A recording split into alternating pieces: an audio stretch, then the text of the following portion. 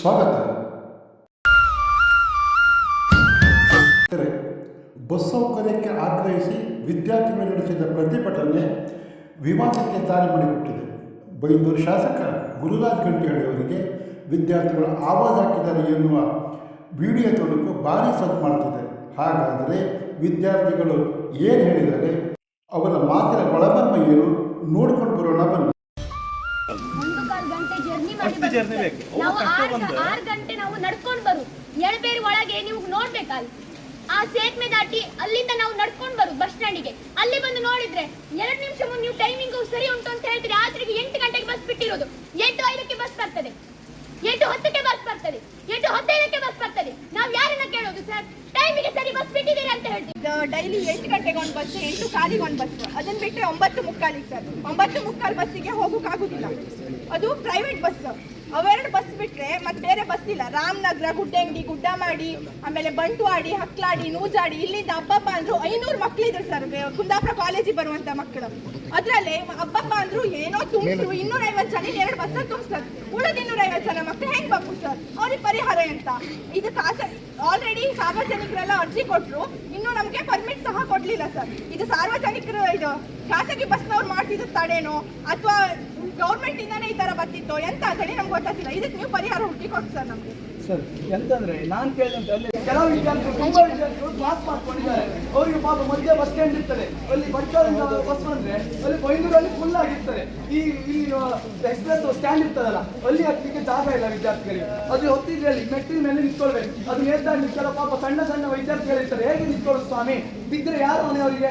ಹಾಗೆ ಮತ್ತೆ ಕೇಳಿದ್ರೆ ಹೇಳ್ತಾರೆ, ಕಾರಣಗಳು ತುಂಬಾ ಕೊಡ್ತಾರೆ. ನಮಗೆ ಅದೇ ಬೇಡ, ನಮಗೆ ಪರಿಹಾರ ಬೇಕು, ಬಸ್ ಬೇಕು. ನಮಗೆ ಪರ್ಮಿಟ್ ಇಲ್ಲದ ಕಡೆ ಪರ್ಮಿಟ್ ಬಸ್ ಬೇಕು ಅಷ್ಟೇ, ನಮಗೆ ಸರ್ಕಾರದ ಬಸ್ ಬೇಕು. ಡಿಪೋ ಮ್ಯಾನೇಜರ್ ಏನು ಹೇಳಿದ್ದಾರೆ ಕೇಳಿ.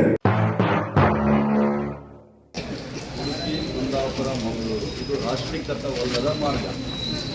ಈ ಮಾರ್ಗದಲ್ಲಿ ನಾವು ಬಸ್ ಓಡಿಸಬೇಕಾದರೆ ಉಡುಪಿ ಜಿಲ್ಲಾ ಸಾರಿಗೆ ಪ್ರಾಧಿಕಾರದಿಂದ ಪರವಾನಗಿ ಬೇಕಾಗ್ತದೆ.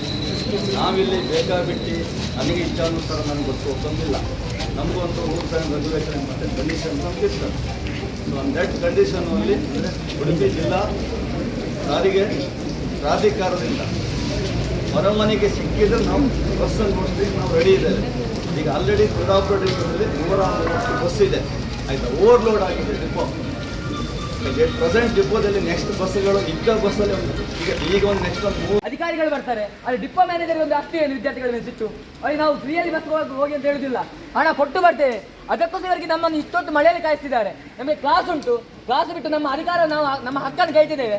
ಅದನ್ನು ಕೇಳಲಿಕ್ಕೆ ಸಹ ನಾವು ರೋಡಲ್ಲಿ ನಿಲ್ಬೇಕು.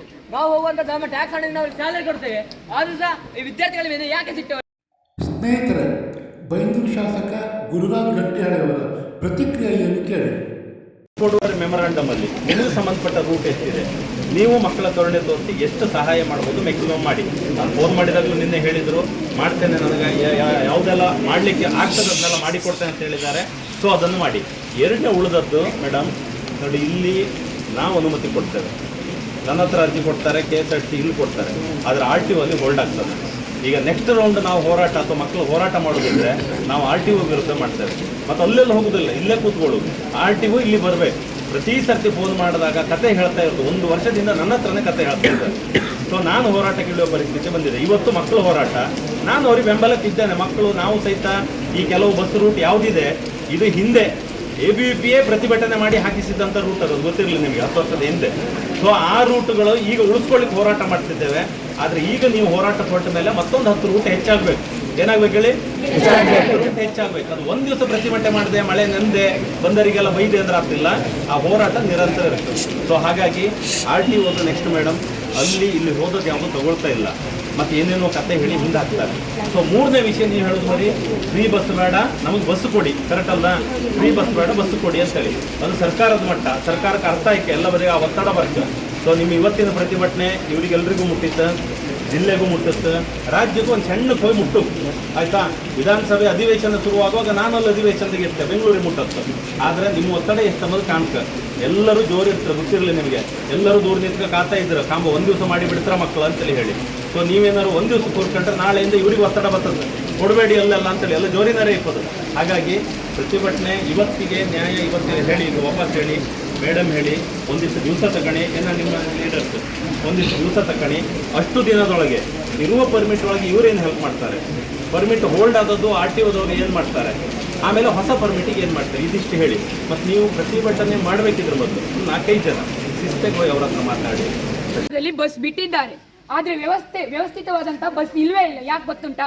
ಸಮಯಕ್ಕೆ ಸರಿಯಾಗಿ ಬಸ್ ಬರುವುದೇ ಇಲ್ಲ ಸರ್. ಬೆಳಿಗ್ಗೆ ಯಾವುದೋ ಒಂದು ಸಮಯಕ್ಕೆ ಬಸ್ ಬರುವಂಥದ್ದು, ನಮಗೆ ಎಕ್ಸಾಮಿಗೆ ಬರಲಿಕ್ಕೆ ಎಷ್ಟು ತೊಂದರೆ ಆಗ್ತಿದೆ ಅಂತ ಹೇಳಲಿಕ್ಕೆ ಆಗುದೇ ಇಲ್ಲ ಸರ್. ಅದರಲ್ಲೂ ಸಂಜೆ ಹೊತ್ತಲ್ಲಿ 3:45ಗೆ ನಮಗೆ ಬಸ್ ಇರುವಂಥದ್ದು, 4:45ಗೆ ಕೊನೆಯ ಬಸ್.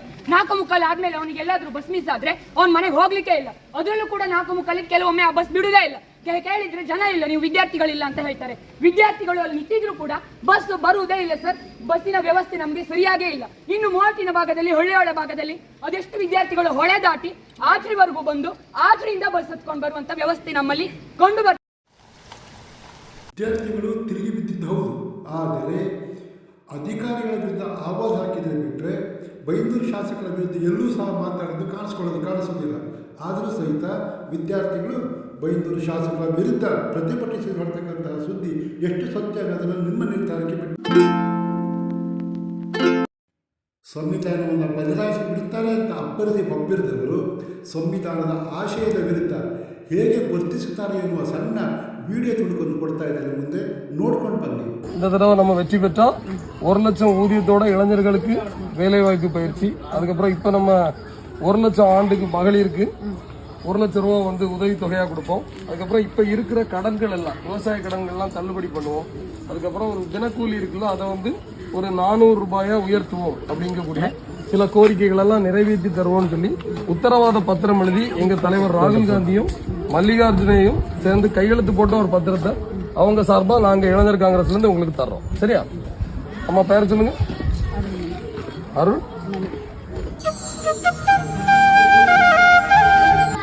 ಸ್ನೇಹಿತರೆ, ಯಾವುದು ಸತ್ಯ ಯಾವುದು ಮಿಥ್ಯ ಅನ್ನೋದು ನಿಮಗೆ ಇವಾಗಲೇ ಅರ್ಥ ಆಗಿರ್ಬೋದು. ನೀವಿನ್ನೂ media focus YouTube channel subscribe ಮಾಡಿರದಿದ್ದರೆ ತಕ್ಷಣ ಸಬ್ಸ್ಕ್ರೈಬ್ ಆಗಿ ಅಭಿಪ್ರಾಯ ತಿಳಿಸಿ. ಮತ್ತೊಂದು ಹೊಸ ವಿಷಯದೊಂದಿಗೆ ನಿಮ್ಮ ಮುಂದೆ ಬರುತ್ತೇನೆ. ಅಲ್ಲಿವರೆಗೆ ನಮಸ್ಕಾರ. ಜೈ ಹಿಂದ್, ಜೈ ಕರ್ನಾಟಕ.